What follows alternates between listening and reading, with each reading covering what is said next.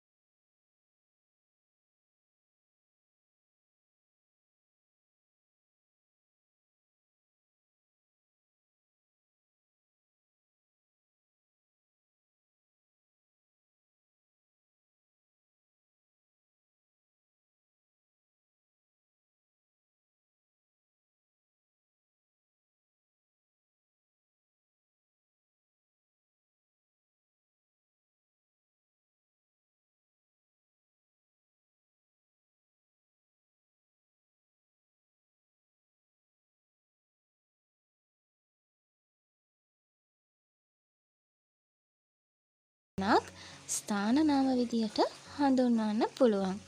ඊළඟට සත්ව නාම. සත්ව නාම කිව්වම අපි සතෙක් හඳුන්වන පදවලට තමයි සත්ව නාම කියලා කියන්නේ. බල්ලා, පූසා, අලියා, කොටියා, සිංහා, ලේනා, මුවා, සමනලයා, මාළුවා, ගෙම්බා, මොනරා මේ විදියට ඕනම සතෙක් අපිට සත්ව නාම වලට වර්ග කරන්න පුළුවන්.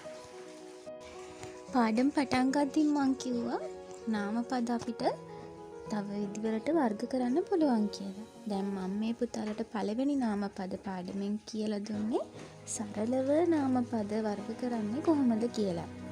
ඉදිරි පාඩම් වලදී නාම පද වර්ග කරන තව විදි මම පුතාලට උදාහරණත් එක්ක කියලා දෙන්නම්. එහෙනම් පුතාලා මේත් එක්කම ඩිස්ක්‍රිප්ෂන් බොක්ස් එකේ පුතාලට සරල අභ්‍යාස ටිකක් තියෙනවා. පුතාලා ඒ අභ්‍යාස කරන්න. පාඩම හොඳට ආයෙ බලලා නාම පද කියන එක ගැන අවබෝධයක් පුතාලා ලබා ගන්න. තාමත් channel එක subscribe කරලා නැත්නම් subscribe කරන්න, යාළුවන්ටත් බලන්න share කරන්න, like කරන්න, ඒ වගේම comment කරන්න කියලාත් ආදරෙන් මතක් කරනවා. එහෙනම් අපි තව පාඩමකට ආපහු හම්බෙමු. පුතාලා හැමෝටම තෙරුවන් සරණයි. මේ පුංචි සමරන්ට පියාඹන්න මඟ කියන දේතුණු පාරාදීසය.